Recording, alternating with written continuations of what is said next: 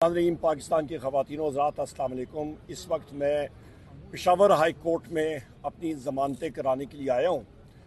यहाँ पे आप अलमिया देखें कि 26 नवंबर 2024 डी चौक के केसेस में हमें मुब्तला किए हुए। उस दिन मेरे ख़िलाफ़ मुतअद्दिद केसेस किए हुए हैं, पिंडी में, इस्लामाबाद में और पता नहीं कहाँ कहाँ पे, और फैसलाबाद में भी। अभी सितम ज़रीफ़ी ये है कि इनको डफर्स ना कहें तो फिर और क्या कहें। डफर्स ही है ना कि मैं मुख्तलिफ शहरों में एक ही दिन एक ही वक्त किस तरह जा सकता हूँ या किस तरह पहुँच सकता हूँ। सारों को पता था उस दिन मैं वज़ीर आला खैबर पख्तूनख्वा अली अमीन खान और मैं इकट्ठे थे सारा दिन, तो दूसरी जगहों में जाना तो नामुमकिन था। पर खैर ये डफर तोप ना करें तो डफर्स नहीं होंगे। नंबर एक, ये हुकूमत का यही हाल है, इसलिए तो हम लोग इनको इंस्टॉल्ड गवर्नमेंट कहते हैं। अकल तो इनकी है नहीं। दूसरी अहम बात, आज 27 जनवरी 2025 हो गई है। 26 जनवरी 2025 को Sikandar Sultan Raja, former chief election commissioner of Pakistan, और उसके 2 कमिश्नर्स की मुद्दत मुलाजमत ख़त्म हो चुकी है। उनमें ज़रा कोई शर्म हो, हया हो, वो अपने ओहदों से मुस्ताफ़ियों के साइड पे बैठे, उनकी मुद्दत मुलाजमत ख़त्म हो गई है। और 15 जनवरी 2025 को मैंने स्पीकर नेशनल असम्बली को ख़त लिखा, शिबली फराज साहब ने सेनेट चेयरमैन को ख़त लिखा कि फिल फॉर पार्लियामेंट्री कमेटी जो है वो बिठाई जाए, बनाई जाए, और जो चीफ इलेक्शन कमिश्नर और आपके 2 कमिश्नर्स हैं उनकी तैनाती के लिए नाम फाइनलाइज किए जाएं। उस पर अभी तक न स्पीकर नेशनल असम्बली की तरफ से कोई आया, ना ही सेनेट चेयरमैन की तरफ से कोई बात आई, और ना ही जो इंस्टॉल्ड फॉर्म 47 शाहबाज शरीफ है उसकी तरफ से कुछ आया। गो के उसने लीडर ऑफ द ऑपोजिशन को ख़त लिखना है कि नाम भेजें, पर अभी तक नहीं हुआ। शायद मेरा ख्याल है वो पटवारी, किसी पटवारी का या किसी से इजाज़त ले रहा होगा शाहबाज शरीफ।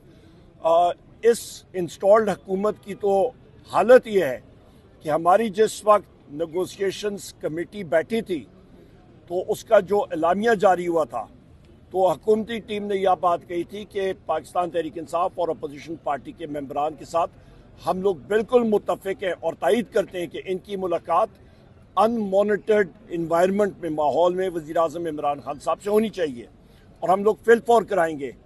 पर मेरा ख्याल है शायद उन्होंने अपने अड्याले के पटवारी को शायद हुकूमती टीम ने लिखा हो इजाज़तनामा लेने के लिए, पर पटवारी साहब ने उनको अभी तक इजाज़त नहीं दी है। और ये फिर कहते हैं कि जी हम लोग डिसीजन मेकर हैं। और भाई कई के तो मुलाकात एक अनमॉनिटर्ड इन्वायरमेंट में नहीं कर सकते हो, बाकी क्या चीज़ें करनी है। और उसके फ़ौरन बाद इन्होंने हमारे जो नेगोशिएशंस कमेटी के बहुत अहम रुकन हैं, सुन्नी इत्तेहाद काउंसिल के चेयरमैन जनाब साहिबजादा हामिद रज़ा साहब, उनके मदरसे के ऊपर रेड किया, उनको अरेस्ट करने की कोशिश की। अल्हम्दुलिल्लाह वो निकल आए वहाँ से, और इस तनाज़र में हमने बिल्कुल अपनी नेगोशिएशंस कट ऑफ कर दी थी, क्योंकि उन्होंने जो कमीशंस हैं उनको भी नहीं बनाया। तो लिहाजा 28 तारीख जो स्पीकर नेशनल असम्बली ने बुलाई है नेगोशिएशन कमेटी, उसमें पाकिस्तान तहरीक इंसाफ या अपोजिशन की पार्टियाँ हिस्सा नहीं लेंगी। मैं फिर रिपीट करता हूँ, हम लोग हिस्सा नहीं लेंगे। वज़ीर आज़म इमरान खान साहब ने कैटेगोरिकली कह दिया था, और हमारा भी एग्जैक्टली यही मौक़िफ़ उनको हमने बताया है। आगे जाते हुए मैं ये बात करना चाहता हूँ कि मुल्क में अफरा तफरी है। बलूचिस्तान में देखें, मारंग बलोच साहिबा का जो वहाँ पे जलसा हुआ, उसके खिलाफ सेक्शन 144 लगाई गई, लोगों को अरेस्ट किया गया। बलूचिस्तान हुकूमत, चीफ सेक्रेटरी और IG बलूचिस्तान, इन लोगों के इन एक्शंस को मैं शदीद अल्फाज में रद्द करता हूँ और मुज़ामत करता हूँ। वहाँ पे उसके बावजूद भी लाखों लोग, ख़वातीन और मर्द वहाँ पे आए। होश के नाखून लेने चाहिए। पाकिस्तान के जो इस वक्त जो डिसीजन मेकर्स हैं उनको होश के नाखून लेने चाहिए। बलूचिस्तान में हालात ठीक नहीं है, बॉर्डर्स पे हालात ठीक नहीं है, मईशत के हालात ठीक नहीं है, आपके नेशनल कोहिजन तितर बितर हुई हुई है, आपकी इकोनॉमी जो है वो बिल्कुल ख़त्म हुई हुई है।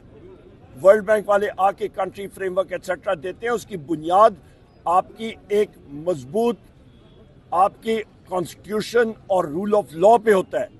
न पाकिस्तान में इस वक्त आइन की आप समझ लें कि फॉलो हो रहा है, اور نہ ہی آپ کا رول آف لا ہے. یہی وجہ ہے کہ سپریم کورٹ کے اندر بھی جج